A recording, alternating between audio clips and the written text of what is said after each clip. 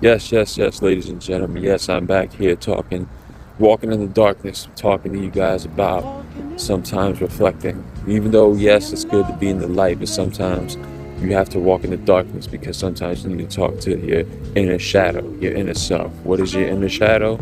That's the stuff in your mind. All the things that your mind decides to conjure up during times of panic, during times of stress, during times of, just things when things aren't going well for you, and then you end up doubting yourself, and you end up telling yourself all this negative shit that could come and collage into this big old thing of stress that kind of takes your body on a whirlwind. You know what I mean? And I think sometimes you need to have that talk with that person, that voice, because if you don't, well, all it does is sit there and just festers. At least when you talk, just like when you talk to anybody in life, you can at least sort things out. You know what I'm saying? Why do I think this? Well, we think this because of this. Well, why that?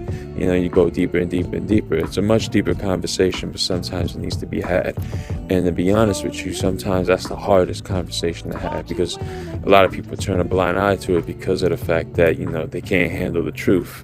Understand, sometimes the darkness in you is because it's dark because it's the truth. And you try to run and try to get away from that. But, sometimes you have to confront it because if you don't, well, then, you'll live in the light, but the darkness inside will always hold you back. You know what I'm saying? So, just a quick thought for me while I'm walking back home. Alright? Walking in the darkness.